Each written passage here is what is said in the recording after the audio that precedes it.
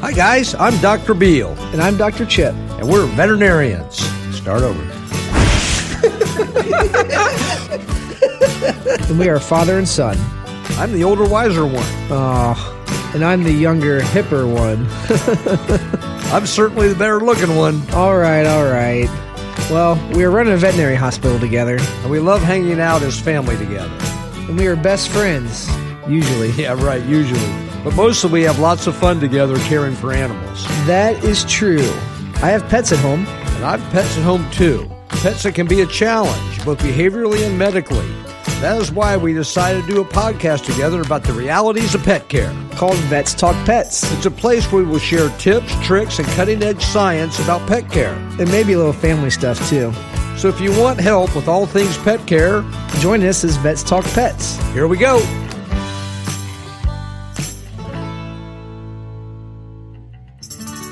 Welcome back to Vets Talk Pets. We're so glad to have you pet parents back here again with us. We hope you've enjoyed the previous episodes and especially the last episode where we talked about the first 5 Google questions for cat owners. And today we're going to continue with the next 5 or so. We'll finish at the top 10 Google asked questions about cats. So stay tuned as we're going to do that today. But before we do that, you got a question, Dr. Chip. No, but this is sad. Yeah, I agree. This has been a lot of fun. Yeah. The Google question. I think we're going to have to Google some more questions because... Well, you know what I think is we could probably always refer to Google questions. But yeah, I agree. It is kind of sad. But we're going to enjoy it today. So we're glad you're here. And before we get into the Google questions on cats, we are going to go to our cool pet stuff discovery with Julie. And stick around to the end for the case of the week. Helping you enjoy your pet more. Here is Julie Beall with this week's Cool Pet Stuff Discovery. Hi, Gary. Hello. Hi, Chip. Hello. Oh, let me think now. What should I say? Oh, Julie, what do you have for us this week? You need some more coffee. Well, so I have an oldie but goodie, and Chip may remember this one. And this is for the entire family. I picked it up for cats, and when I did, I thought, oh gosh, I remember that. And it was an app. It's called Koi Pond 2. Well, you said this is for cats? It's for cats and for people. Oh. So when I was looking for cool stuff for cats, this came up, and I'm like, this looks familiar. And I don't know, do you remember it, Chip? Oh, yeah. You just showed you. I do remember that. And it was like one of the early iPhone apps. Yes, it was a real early iPhone app, and it was so cool, and it was like really new, and everybody was pretty excited about it. And what I thought it was good for people was relaxation. But what it is, it's called Koi Pond. And you can listen to it. And you can run your fingers through the water, and there's fish that swim through, and you can feed these fish. Well, it turns out it's very relaxing for people, but cats love it. Oh, really? I didn't know cats like that. Yeah, cats love it. So it's really... So you just play it in the house or on your phone? On your phone, and it looks really great on the iPad. You're going to have to show him because he's not going to... Yeah, I mean, I'm not getting... Remember, I didn't have an early iPhone. That's true. Run your finger across there, and you can see these fish. Just touch it. Just touch it, hold it. Just wow. If you hold it, the fish will actually come to you. That is cool. And you can feed the fish. And now this is called Pond or Koi Pond 2. I think Koi Pond 1 is gone. But Circa Day 2007. Yeah. Wow. So the iPhone came out in 2007. That is not that long ago. Can you remember life without the iPhone? I cannot. Wow. I just got my first iPhone like last year. And we are still teaching you how to use it. I get these phone calls from my dad. Did you call me? And I'm like, no, I called you 3 days ago. Well, I have a missed call from you. Did you call me? It's like, no, Dad, that was like 3 days ago. Truth. Anyway, very true. Guilty here, that's for sure. Koi Pond. So Koi Pond is a really cool app, and it's great for relaxation for people, but turns out cats love it.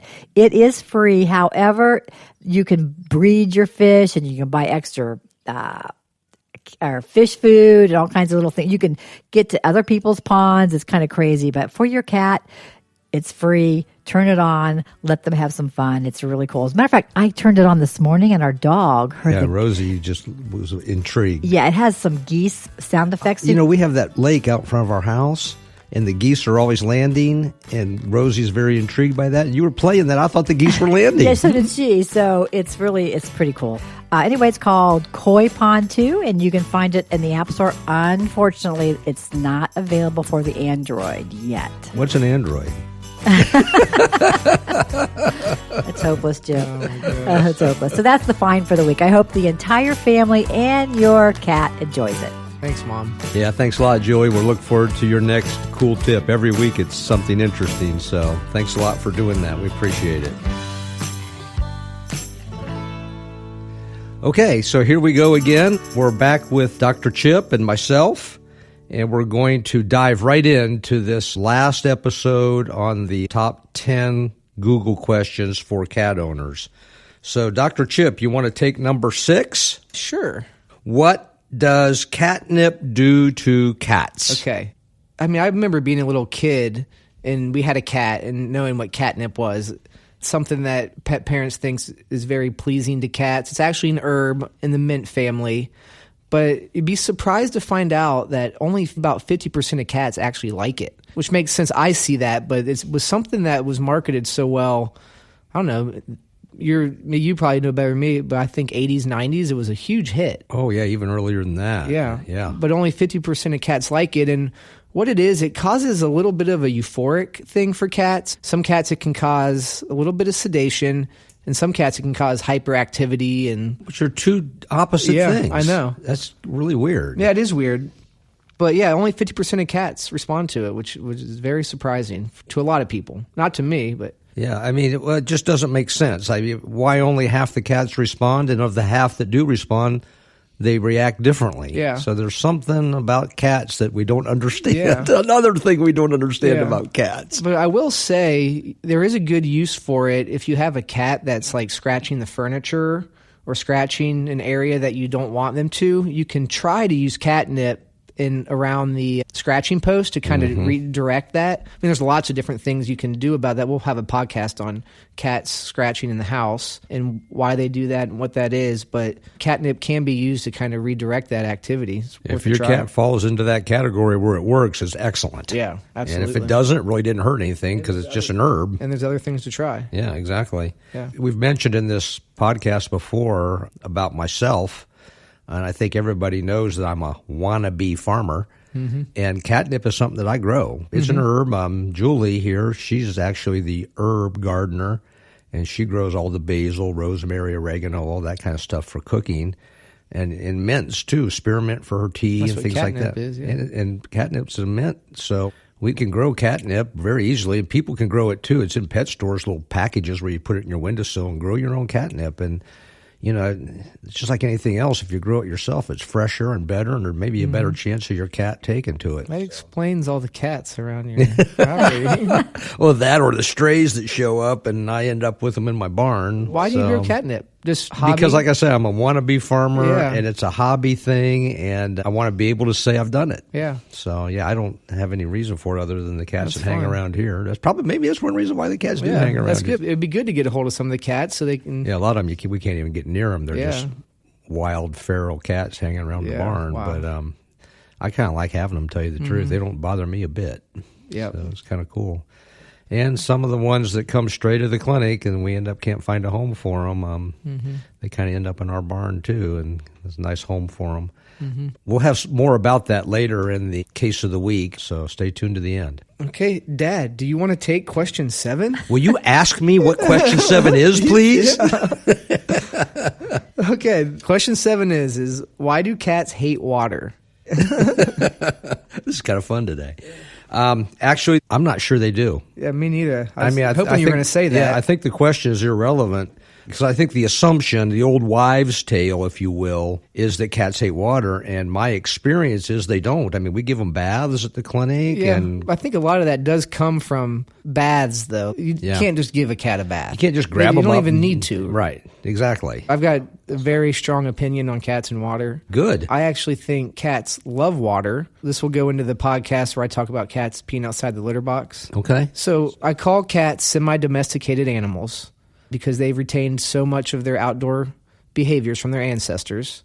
And cats in the wild drink out of creeks. Yep. So if you ever have the cat in your house show up when the sink comes on and they start drinking out of it, it's because they have a attraction to running water. Therefore, cats love water. Yeah. I have a lot of pet parents get cat fountains and all that, but we'll talk about that. Kind of ties into Julie's cool pet topic of the week this week, too, the koi pond app. I mean, they like that sound. They do. Yeah, it's partly the sound. You're right. So I think we can dismiss that question as bogus. I think the question comes from pet parents that try to dip their cat in the bathtub and they freak out. Not a good idea. They don't like that. No. And honestly, I'm not even one to believe a happy, healthy cat doesn't need a bath because they clean themselves. They're pretty well groomed. And then if you get their hair soaking wet, their hair gets really heavy on them. They don't like that. Yep.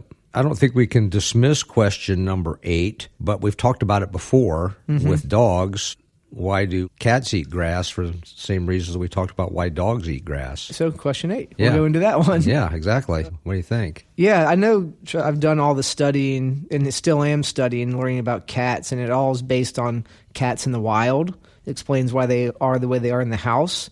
And cats in the wild will eat raw food. They kill birds and things like that. So therefore, they can be prone to getting things in their system that are unpleasing. So sometimes cats in the wild will eat grass to purge that out of their system. Correct. Which falls in line when we talk about dogs where, if their stomach's upset, eating grass could be a sign of that, one of the signs. Yep. But just like anything, cats, they might just enjoy it. It could be behavioral, those type of things. I think they just might like the taste of it. Yeah. It's not a bad thing. And Andrea, one of our vet assistants, she loves cats so much, and her cat lives in a very enriched environment, and she bought this cat grass. And it's not catnip. I'm going to have to come back on this and ask what the name is, but she grows it. Really? Her cat loves it. For eating? For eating. Oh. And so much so that she has to hold the grass down so it doesn't pull the roots and out. the seeds out. Yeah. Wow. We can report that maybe. Let's tell Julie about that. She can report that as a cool pet tip. If we could buy it at a store and grow it, that'd be kind of cool. Yeah. All right. You ready for question 9? Okay. All right. Why do cats like boxes? Now, this is not a bogus question because cats do like boxes. Everybody sees that in their homes.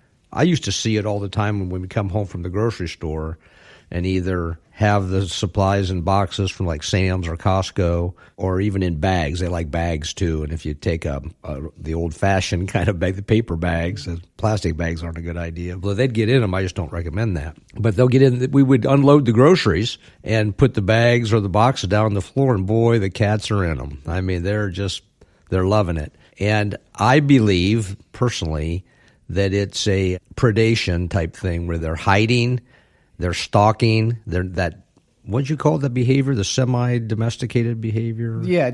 That you talked about in the last question. I think that applies to the boxes too, or the bags, is the old innate behavior that they have to hunt and stalk. And I can remember my cats, especially in the boxes, they'd be hiding in there, and you'd walk by, and out would come a paw, and they'd grab you as you walked by. Mm-hmm. I've even noticed the same thing about not hiding in boxes or bags, but down a hall of a bunch of doors, they'll hide in one of the doors that's open. Yeah. And as you walk by, boom, they got you. Mm-hmm. And it's just part of their behavior. I think they just, hooray, I got them, a successful hunt. It's like in our cat room at the office, we built a cat room that's on the opposite side of the hospital from all the smells from the dogs, the sounds, just because cats freak out. We had to take out the hole to the trash can because the cats wouldn't want to jump in there and hide. Yeah, and we're always fishing them out of the trash can. So we don't have a trash can for the cats anymore. We had to get rid of the can because they want to be in it. So in this behavior in cats, we know we make it very important. If we have cats that are really stressed that are in the hospital, we try to cover their cage so they feel protected. Yeah. We have given them boxes before to hide. It actually is something I feel is very important for the enrichment of a cat, to create those options in the house. Therefore, they can feel safe. And I've been in practice for almost 40 years, but this is your first year joining the practice. And I've noticed a big improvement in our cat handling and the fear-free techniques that you've brought, the specific set-aside cat room and hiding cats behind towels and stuff. I think that our cat patients at the hospital are much more comfortable and less stressed since you've come and brought these techniques. Good. So. And it gets right down to this behavior that we're talking about here on this question. Yeah, it's a ever evolving thing. So. Yeah, I'm looking forward to even improving more. Well, I hate to say it, but this is number 10, the last question of Google about cats. And it's really, we're not going to talk a lot about this because it's a one-word definition. I don't even believe this is a question people ask. Yeah, how often do you think people type into Google, what do you call a group of cats? I mean, does anybody really care, I guess? Yeah, I mean, I guess the communities that live with the stray cats, I don't know. It's called a clouder. There you go. Which means huddle. All right, let's move on. Yeah. I think that's why I don't believe it, because I want to talk about it. Like, there's nothing What do you say? Yeah, so you can look that up in the dictionary. A group of cats is called a clouder, CLOWDER, and it means to huddle. So cats play football? No.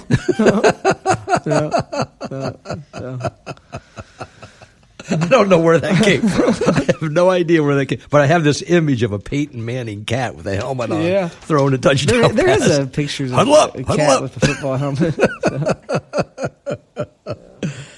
So you're right. I think this is sad as we wrap this up. The thing that's happy is we're going to have some really cool single topic episodes coming up that we've talked about these things. We could have a whole episode on this one question, and some of those are coming up. And the one that keeps coming up over and over again is we got to talk about inappropriate elimination in cats. And peeing outside the litter box. I don't even know if we can do that in one episode. I mean, it's just, wow, that's a big topic.